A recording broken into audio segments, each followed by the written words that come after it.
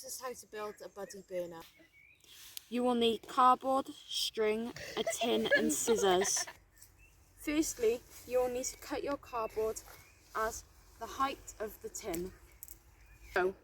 Then you will need to start rolling the cardboard up so then it is tight and compact. When you have rolled it up tightly, you will place it in the tin. It should look something like this. And they're going to melt some wax in a saucepan. Oh God.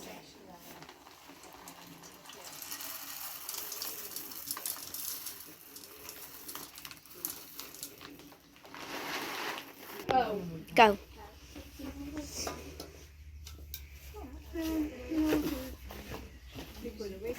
Let the wax melt.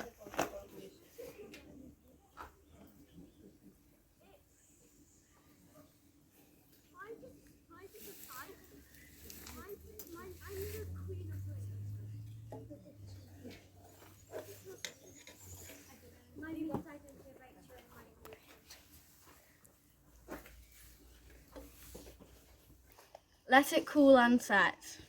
This is one we made earlier.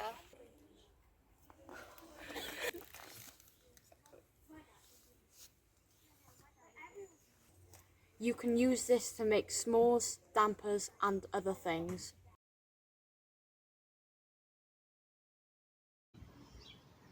Nawda, Shumai, welcome to the Rockery. This afternoon we're going to do some cooking that we could do on camp. I'm beginning with the items I need. Basically, this is, believe it or not, a dish drainer for putting your cutlery in on the draining board. And all you need is one of these,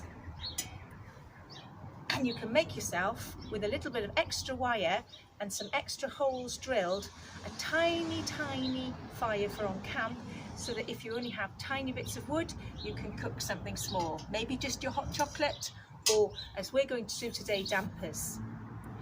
I must just tell you that there's a big road at the front of this house, so if you hear the noise, sorry about that noise interfering with us. We'll just keep going.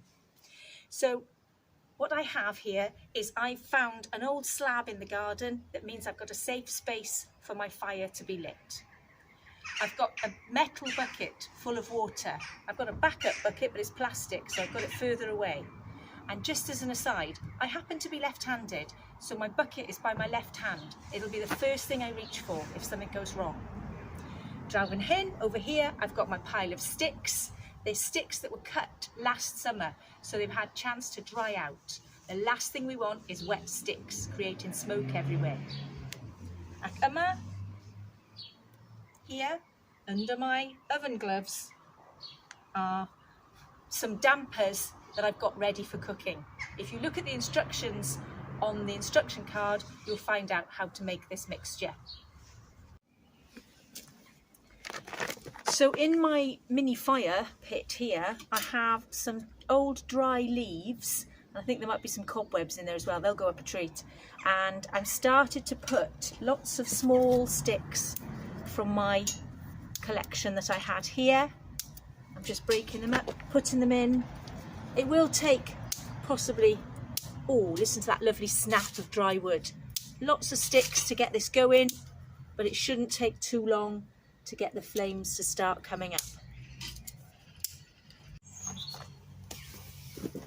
So we've got the fire going now. In fact, it's quite excitable at the minute. So we don't want the flames too high, otherwise that'll just be quite a danger. So we're going to let it perhaps die down a minute. I've got my dampers mixture here on my chopping board and a kebab stick that's been soaking in cold water for a while to make sure it doesn't burn. I'm twisting this damper around the stick.